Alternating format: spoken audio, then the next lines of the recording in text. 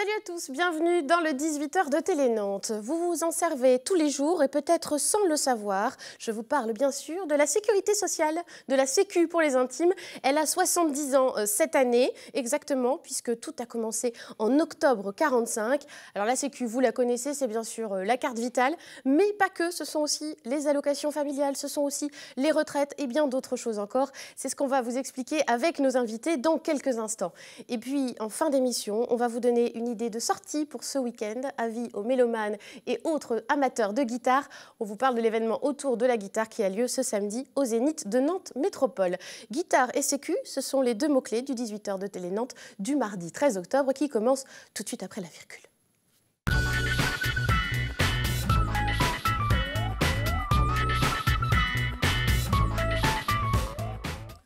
Ils nous rejoignent autour de cette table, nos 4 invités, pour parler justement de cet anniversaire, les 70 ans de la sécurité sociale. On va y revenir car tout a commencé bien sûr au lendemain de la Seconde Guerre mondiale.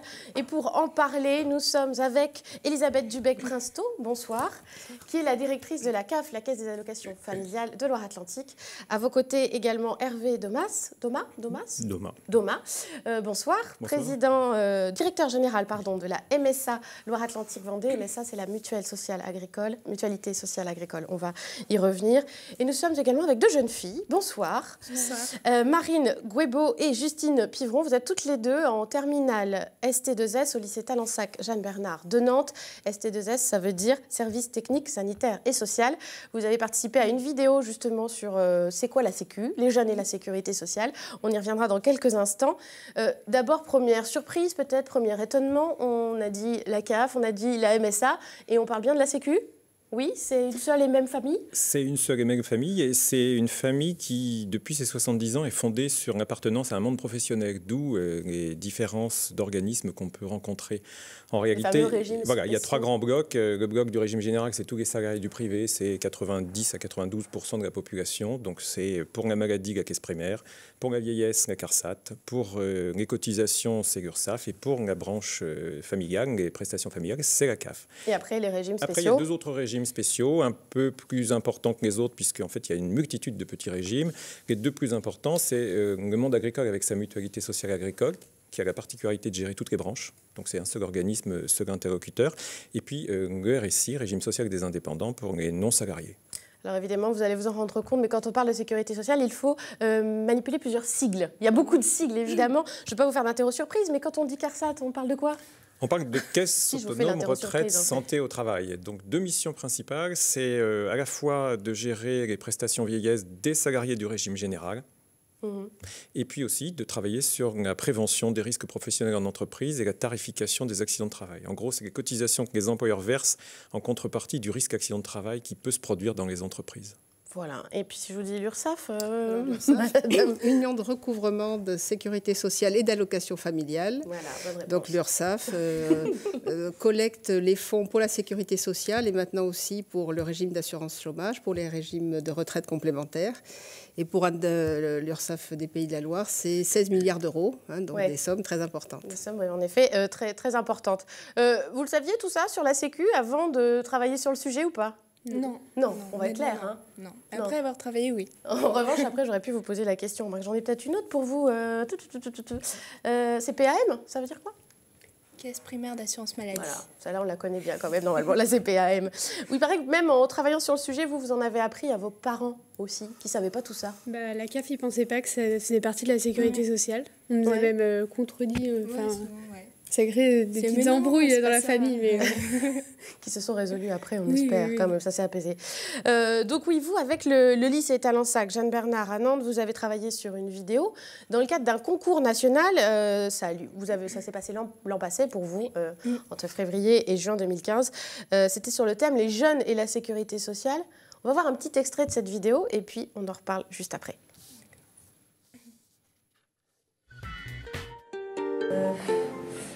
Je dirais savoir se gérer tout seul. Oui, s'autogérer. Ouais, ne plus être à la charge de personne, être à sa propre charge.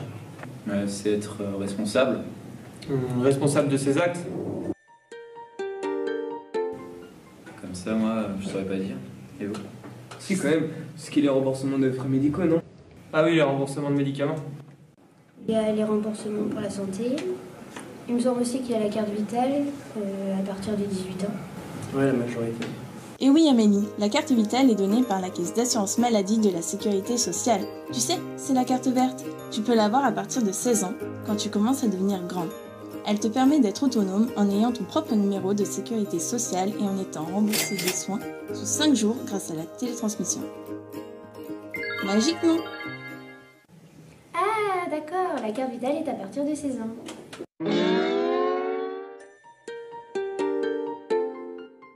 Je vois pas trop. Je sais pas. T'en vois, toi? Non, je vois pas. Pour l'autonomie, par exemple, pour le logement, il n'y a pas la CAF.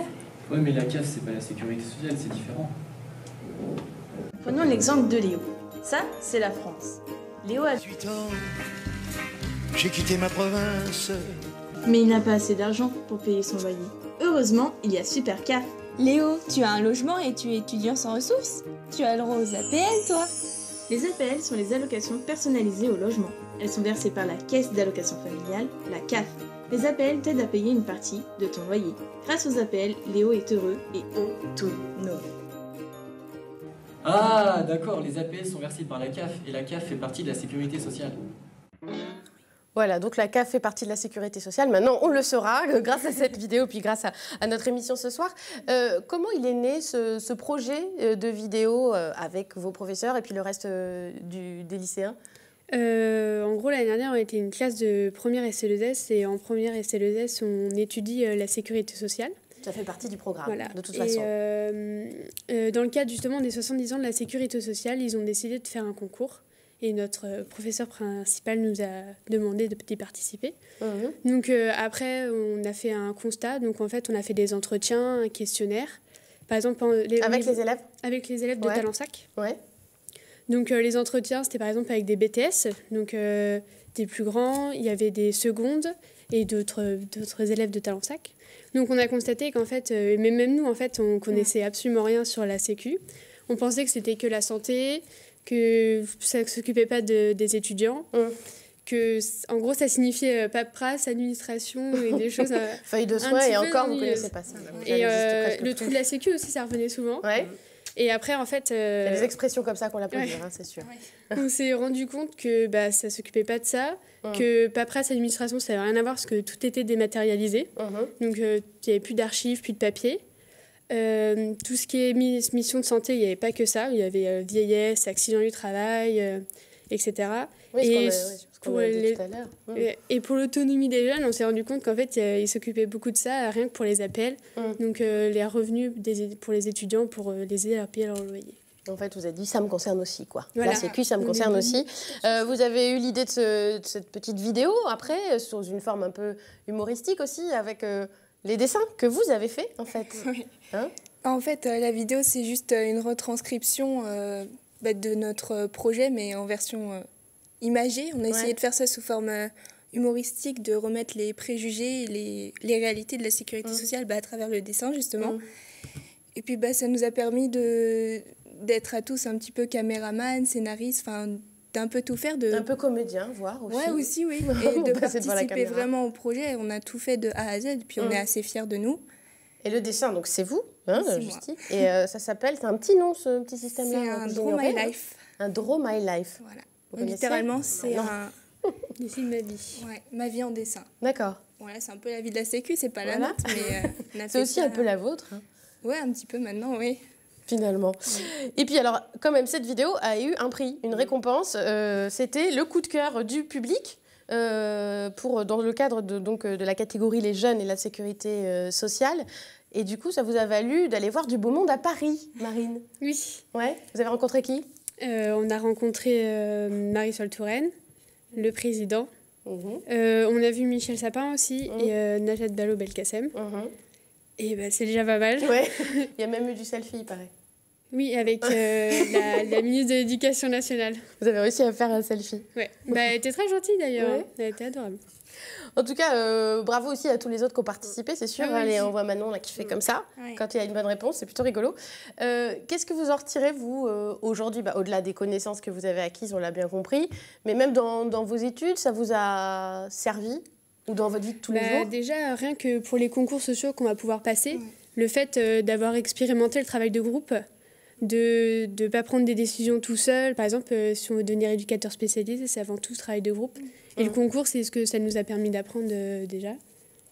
Oui, puis ça nous a rendu un peu tous plus solidaires entre nous. Enfin, on sait ce qu'on est maintenant. Ça nous a fait un peu grandir aussi parce que, mine de rien, il faut se projeter dans 1 ou 2 ans.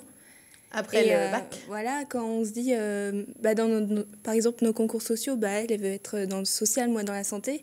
Vous allez avoir affaire à la sécurité sociale à un moment donné, pour les APL, on en aura besoin certainement à un moment ou à un autre, peut-être ou peut-être pas, mais ça nous a fait grandir. Voilà, une belle expérience en tout cas. Voilà. Une belle expérience avec donc ce lycée Talensac. Il y a eu ce concours à l'intention des jeunes aussi, c'était aussi important qu'une vieille maison comme la sécurité sociale qui a 70 ans s'adresse à la jeunesse, s'intéresse à la jeunesse. C'était aussi l'objectif de ce concours et de cet anniversaire. Voilà, c'est ce qui a été choisi par le groupe projet des 70 ans de la sécurité sociale. 70 ans, c'était un peu... on ne voulait pas que ça fasse en fait l'anniversaire de mamie. Ouais. Et donc on s'est dit... il fallait mettre du Drôme My Life dans tout ça. Voilà. Il faut mettre les jeunes là-dedans parce que finalement...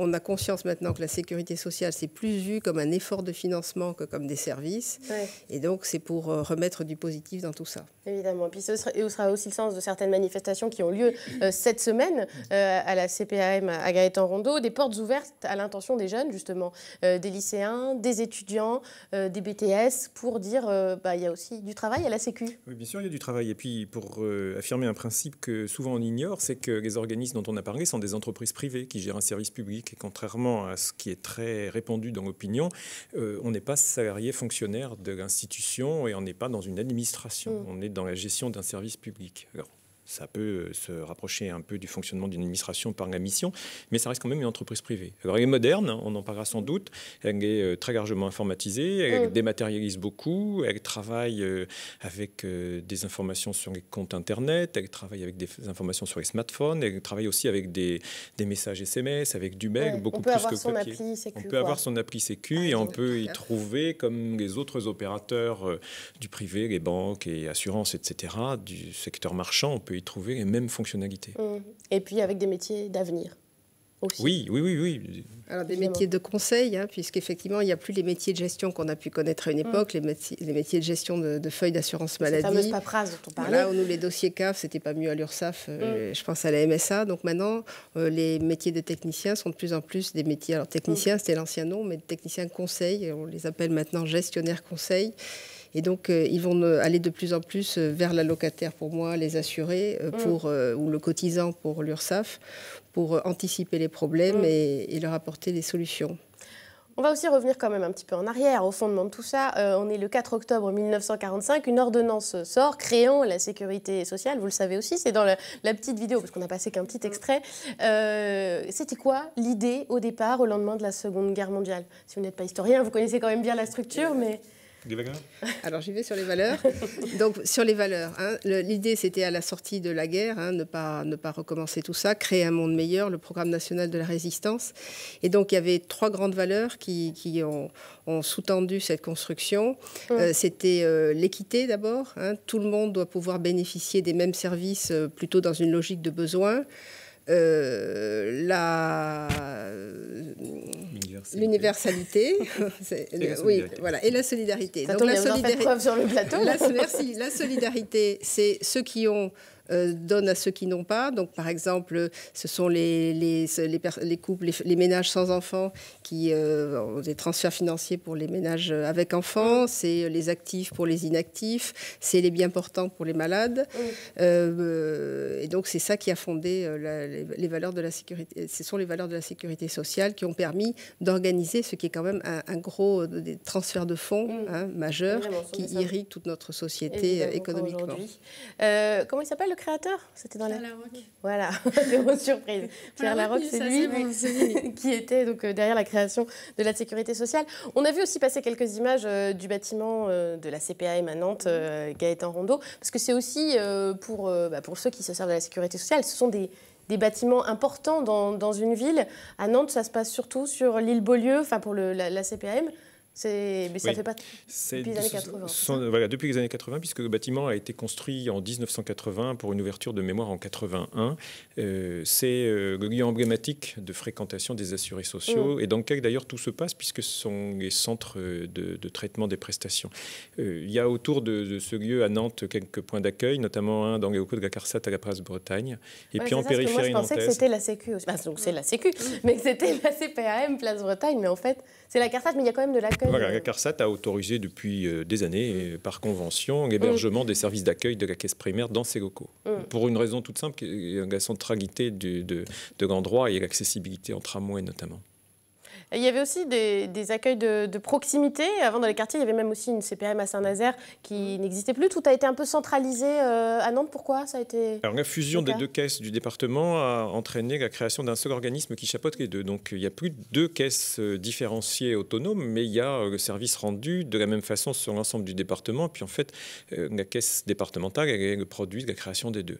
Il existe toujours un réseau d'accueil dans le territoire qui correspond à des évaluations de besoins qui ont été faites il y a quelques années autour de la précarité particulièrement. Mais c'est vrai que cette façon de procéder, elle est un peu différente d'organisme à organisme puisqu'on a aussi des cultures et des sociologies différentes à gérer. Moi qui ai maintenant une responsabilité dans le régime agricole, de fait on a moins de fréquentation sur les sites urbains pour cause, puisque la ruralité, c'est surtout dans les zones campagnardes et nos adhérents et bénéficiaires sont surtout dans les campagnes. Ça veut dire qu'il y a toujours quand même aussi ce souci d'être au plus près des personnes concernées par les régimes, les différents régimes. Évidemment. On l'imagine depuis 1945 aussi, beaucoup d'évolutions à la sécurité sociale. Je pense notamment à la CSG, par exemple, qui est arrivée pendant cette période-là, le RSA aujourd'hui, également la CMU. C'est quoi les principales évolutions qu'a connues la sécurité sociale depuis 70 ans ? Alors ça a été l'augmentation des financements, puisqu'on est passé de financements qui étaient très minimes à maintenant des centaines de milliards d'euros. Donc il a fallu augmenter l'assiette des cotisations et le montant, le pourcentage des cotisations sur les salaires tout en diversifiant, puisque la CSG est une forme de diversification. Pour les prestations, par exemple pour les CAF ont été créés avec une prestation au début, les allocations familiales.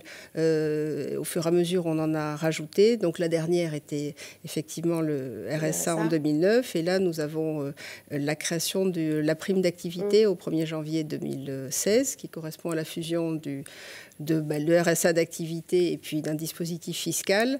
Donc c'est vrai qu'il y a eu l'État a tout le temps développé les services à la population en les ciblant de plus en plus pour éviter de faire exploser les dépenses. Et toujours en conformité avec les valeurs de base, ça ne change pas ? Les valeurs qui étaient celles de 1945 ? Non, ça ne change pas. Regardez la CMU. La CMU, c'est une affirmation du principe qu'on a constaté un temps qu'une partie de nos assurés sociaux n'étaient pas couverts parce que, comme on a une logique professionnelle, il fallait cotiser pour avoir droit. La cotisation, elle vient du salariat, dans le régime général particulièrement. Par conséquent, quand on n'était pas salarié, on avait des difficultés à être couvert. Et donc la CMU, c'est très rapide, parce que c'est beaucoup plus compliqué que ça en réalité, mais à grands traits, c'est la mise en œuvre d'une protection sociale pour des gens qui sont en difficulté par rapport aux cotisations qu'ils versent.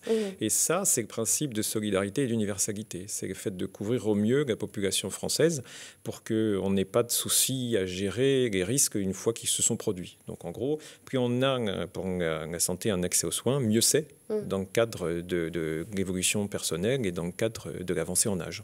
Alors on le sait, on est quand même dans une société aussi de plus en plus individualiste, on le dit souvent. C'est peut-être un système qui est moins bien perçu maintenant. On se dit, on donne, on voudrait récupérer aussi, on donne à travers nos cotisations et on voudrait le voir récupérer. Est-ce qu'on a aussi ce changement de mentalité aujourd'hui ? Oui, c'est vrai que les valeurs de solidarité tendent à baisser. C'est le même problème que le consentement à l'impôt.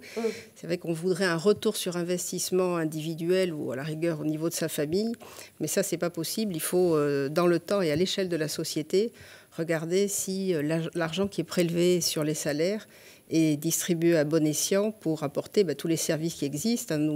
On parle bien sûr de tous les services de santé qui représentent une part importante du PIB, produit intérieur brut, et pour nous les CAF, tous les services d'accueil du jeune enfant, d'accueil de loisirs, de centres sociaux, tous les services pour la population qui sont assurés par les collectivités territoriales. Parce que finalement, donc toutes ces questions-là coûtent plus cher qu'elles ne rapportent, évidemment. Et donc, on en arrive aussi à ce fameux trou de la Sécu. C'est quoi le trou de la Sécu ? Vous avez travaillé aussi là-dessus ? En gros, on a vu que c'était un déficit. La Sécu donnait plus que ce qu'elle recevait, du coup, elle perdait de l'argent. Et c'est un puissant fond. Voilà, c'est ça. C'est un cercle vicieux.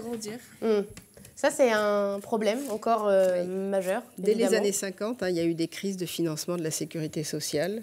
Et donc, c'est vrai que les dépenses augmentent beaucoup plus vite que les recettes. Même si on a créé des nouvelles recettes, effectivement, les dépenses, alors qu'ils sont de plus en plus contenues, on voit que dans la branche maladie, ils se rapprochent de l'équilibre. Dans la branche retraite, il y a des réformes de retraite, des retraites régulières.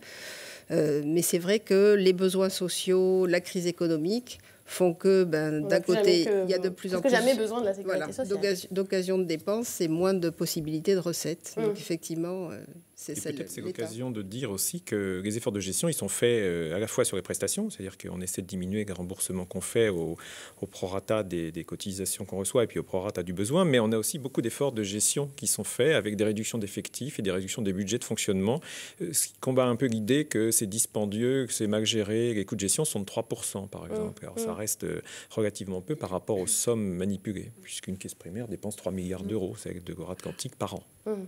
Voilà, on espère que vous y voyez plus clair aujourd'hui sur ce qu'est la sécurité sociale, sur ce qu'elle gère.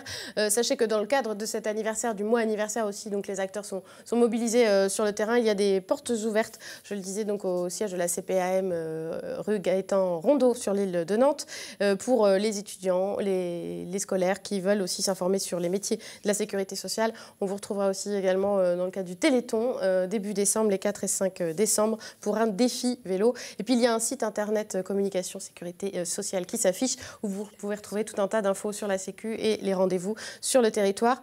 Un petit mot à vos camarades peut-être? Oui, c'est ça qu'on voulait faire. Ça tombe bien, c'était prévu. On aimerait tous les remercier parce que si on est là, c'est pas grâce à nous, c'est grâce à nous tous. C'est grâce à tout le monde, surtout nos professeurs, tout le monde. Oui, surtout Madame Cognac, elle a été stressée pendant 6 mois sur le projet, elle en dormait plus. En plus. Voilà, donc on dit un gros bravo en tout cas à tous les élèves, à tous les profs. Un gros bravo à la classe. Voilà. Et bravo à vous d'avoir participé à cette émission. Et juste avant de se quitter, on va s'adresser à ceux qui aiment la guitare. Vous en faites peut-être partie d'ailleurs, puisqu'il y a un gros événement ce samedi au Zénith de Nantes. Ça s'appelle Autour de la guitare. C'est 2h45 de riffs électriques, de solos endiablés, avec des grands noms du rock, du pop rock, de la scène française et internationale. Axel Bauer, Johnny Clegg, Dan Arbraz, Paul Persson, Christopher Cross ou encore Robin Ford. Ils sont tous réunis autour de Jean-Félix Lalanne, qui est bien le frère de Francis Lalanne. Et pour l'anecdote, tout a commencé en 2000 à l'Olympia. C'était un concert une fois et puis finalement ça a tellement de succès qu'ils font une tournée dans toute la France. Et donc je le disais, parmi les guitaristes, il y a Paul Persson. Et pour vous mettre en appétit, je vous propose d'écouter cette chanson « Qu'est-ce qui a changé » par Paul Persson. Qu'est-ce qui s'est passé?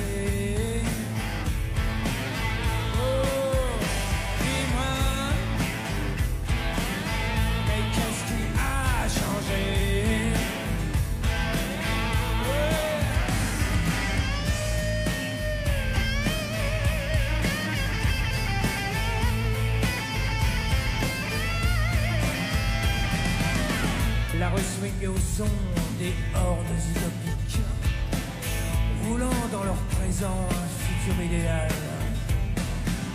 S'étourdissant de penser qu'avait la tête haute, repoussant l'abrutissement et les bourrages de crâne. Manant une vôtre, un seul canapé, gobant les écrans, prêt à tout avaler. Oh, dis-moi,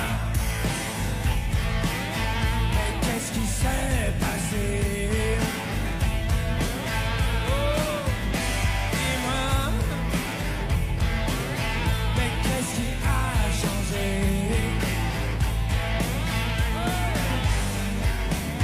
Dans le temps tu brillais, je te vois plus t'éteindre. Dans le temps tu gueulais, et là tu dis plus rien. Dans le temps on t'aimait, tu vis seul comme un chien. Salut mon vieux temps, ça sera pire ou mieux demain. Voilà, Paul Personne, qui sera un des guitaristes présents pour l'événement Autour de la guitare. C'est ce samedi au Zénith de Nantes Métropole à 20h. L'occasion peut-être de fêter les vacances de la Toussaint qui vont démarrer. C'est entre 30 et 65 € pour les tarifs et réservation évidemment dans tous les points de vente habituels. Avant de se quitter, un petit mot pour dire si vous voulez voir la vidéo entière qui a été réalisée par les élèves du lycée Talensac, il y a une page YouTube. Il y a YouTube, mais on n'est pas trop sûr. Enfin, c'est compliqué de la trouver. Et puis aussi, le site de la sécurité sociale qu'on a vu tout à l'heure. C'est là où il y a les résultats, en fait, il y a toutes les productions. Sur Google. Ou sinon, vous nous la réclamez. Et puis, on vous dira, mais c'est vrai qu'elle vaut le coup d'être vue. Merci beaucoup d'avoir été avec nous. Merci également à vous. Et merci à vous de nous avoir suivis. À demain sur Télé Nantes, évidemment.